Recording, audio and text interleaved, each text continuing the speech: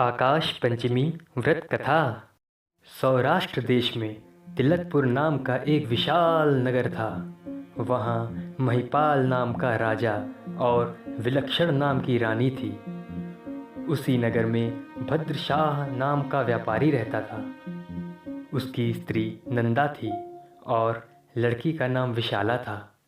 कन्या सुंदर होते हुए भी मुंह पर श्वेत कुष्ठ होने से कुरूप हो गई। माता पिता चिंतित थे, किंतु उपाय ही क्या था। तथापि धर्माचरण से कुछ काम हो रहा था। एक दिन वैद्य आया और उसने सिद्ध चक्र की आराधना करके औषधि दी। रोग दूर हो गया। पिता ने उसी वैद्य से उसका विवाह कर दिया। पश्चात पिंगल वैद्य स्त्री को साथ लेकर देशाटन करता हुआ चित्तौड़गढ़ की ओर गया। वहाँ पर लोगों ने उसे मारकर धन लूट लिया।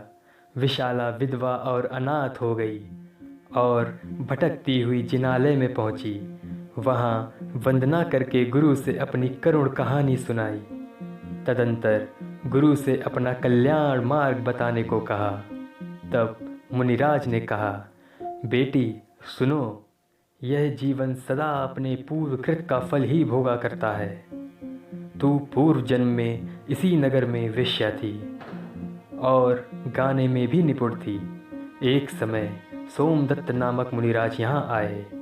सभी उनकी वंदना करने के लिए गए।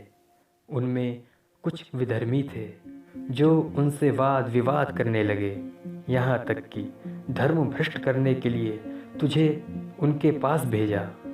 तू भी अपना माया जाल फैलाने से बाज नहीं आई। अंत में सबको हार खानी पड़ी। वे जरा भी विचलित नहीं हुए। इसी के परिणाम स्वरूप तेरी देह में कुष्ठ है। यदि तू धर्माचरण करेगी तो इस पाप से शीघ्र मुक्त हो सकेगी। 15 मूल दोषों का त्याग कर, तब निर्मल सम्यक दर्शन हो सकेगा। अहिंसा आदि 12 व्रतों के पालन के साथ साथ आकाश पंचमी व्रत का पालन कर। यह व्रत भादो सुदी पंचमी को किया जाता है।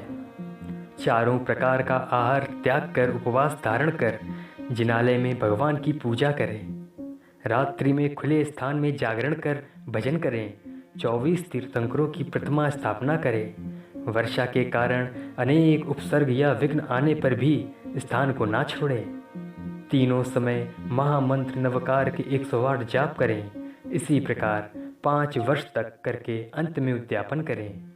छत्र चमर आदि मंदिर में भेंट करें। इसी प्रकार विशाला कन्या ने श्रद्धा पूर्वक आकाश पंचमी व्रत का समापन किया। अनंतर 7 सागर की आयु पूर्ण कर उज्जैन नगर में प्रियंगु सुंदर नामक राजा के यहाँ तारामती नामक रानी से सदानंद नामक उसका पुत्र हुआ। राज्य सुख पी लिया और धर्मोपदेश सुनकर शुक्ल ध्यान के बल से मोक्ष पद प्राप्त किया। इसीलिए जो इस व्रत का पालन करेंगे वे अवश्य ही मोक्ष पद के अनंत सुखों को प्राप्त करेंगे।